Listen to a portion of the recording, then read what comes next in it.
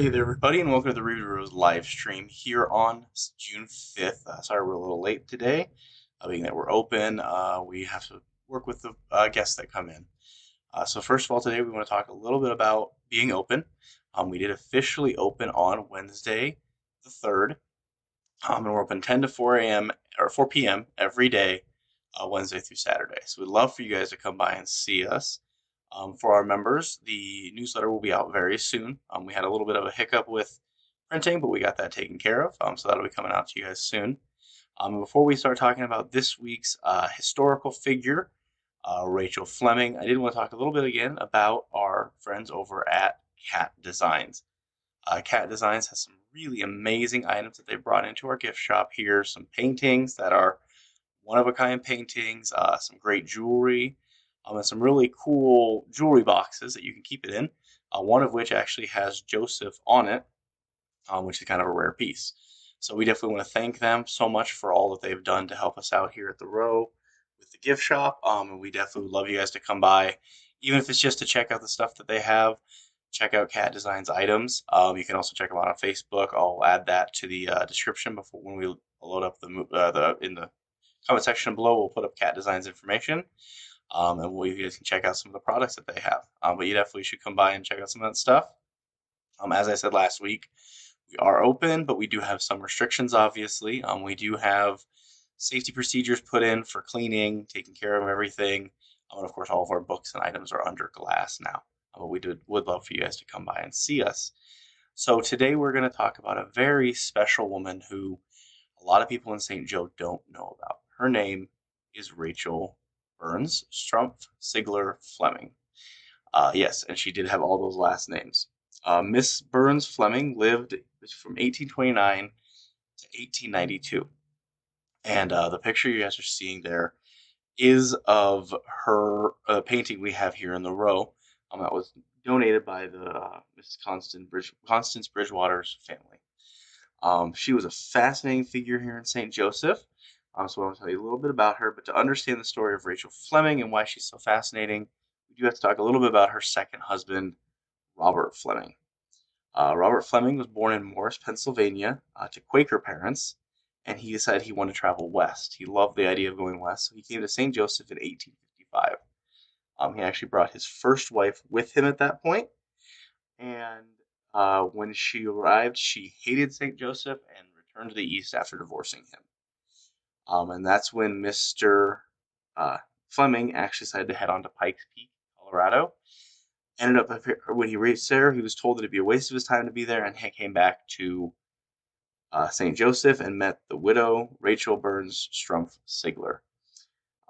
She's such a part of what she does is so fascinating. She actually, when she traveled here with her first husband, J.C. Strumpf, they actually ended up buying a building at 104 North 2nd Street.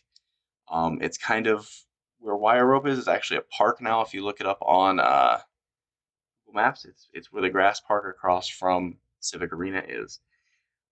When her husband came with her here, he was a blacksmith and would create a lot of items that people going west would need. But he did die in 1855.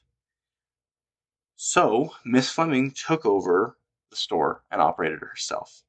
She ran it as a grocery store, along with being a mercantile and a clothing store. So in 1855, she did meet Robert Fleming. They ended up becoming married, and he would sell stuff like pickaxes and flour, while she would sell items such as her clothing that she was designing. She did end up, they stayed married. And one of the special things about their store, which this here is an image of their store on 2nd Street, was this was one of Joseph Review's favorite places to come in his old age. He would travel down the street because 3rd Street is very easy to go down from the Review Row here, and would come and sit by the fire at their facility and basically stay there for part of the day. He later in their life, Mr. Fleming in 1879 decided to go to Dead Mule Gulch, Colorado to start a ranch. Left his family here, but decided to go himself. but he would visit often. So his wife ended up taking over the entire store and running the store. There's an old story about her that she had such an eye for fashion that she could walk down the street, see a woman in a dress that she liked, copy the dress, and by the time she was home, she'd have the whole design planned and could make it at her house.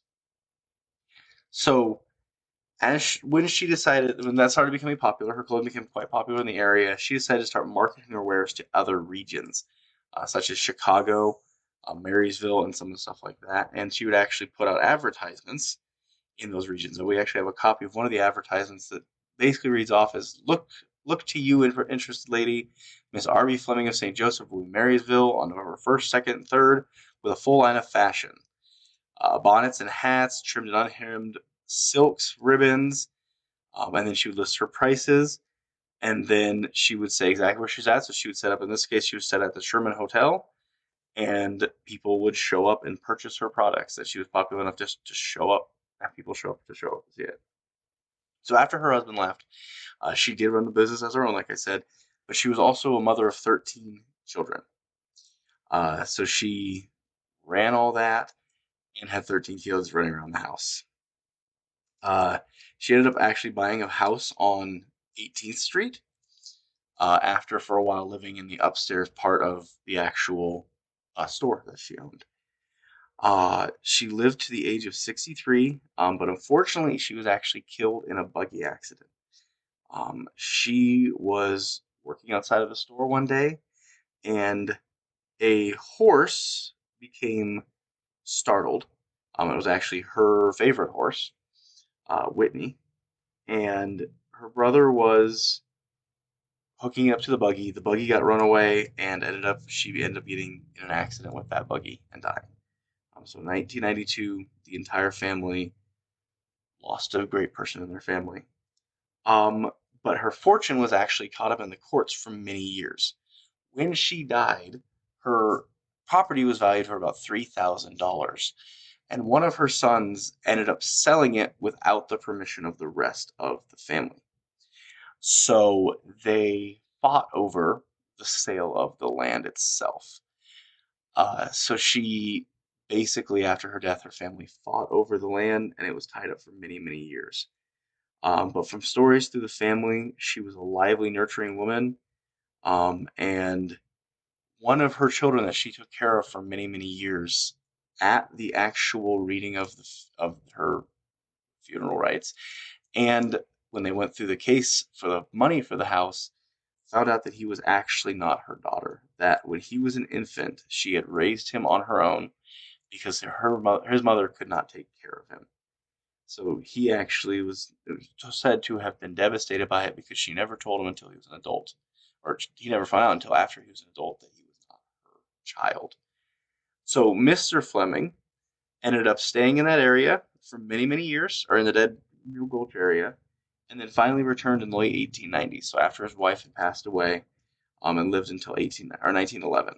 One of the things that he's well known for is he actually wrote a quote for the St. Joseph newspaper at the time that spoke about the size the city had grown and the electric lights that the Union Depot had, and said that, and to your beautiful city I would say, may no calamity befall it, but continue to grow in splendor and population until angels who shall stand 1 feet upon the sea, the other on land, to swear the mystery o'er, the time was once, but time shall be no more.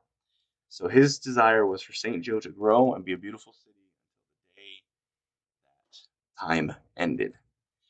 So that was a little bit about Miss Rachel Burns Strumpsigler Fleming. As I said, she was a businesswoman here in St. Joseph in an era that most people don't think of people being businesswomen. She ran her own store her entire life, or the entire time she lived here. There on 2nd Street. And like I said, it was an extremely popular location for Joseph Rebaudou and some of the other people in town to go to. So that was, like I said, a little bit about her. Like I said, we are open here at the Row right now, so we'd love for you guys to come by, and we'll be here tomorrow from 10 to 4. Come stop by, spend some time out, and come check out some of our new exhibits, like we have the Voices of the Trails exhibit now, which we'd love everyone to check out and see what we've been doing here. So thanks so much for coming out to the to talk and listen to us here today. And let us know if there's anyone else that you're super interested in St. Joe, or if you've gone by any gravestones when you're out walking on walks. Let us know some people you've seen. We'd love to do some research for you and let you guys know a little bit about them. All right, thanks so much for your time. Bye.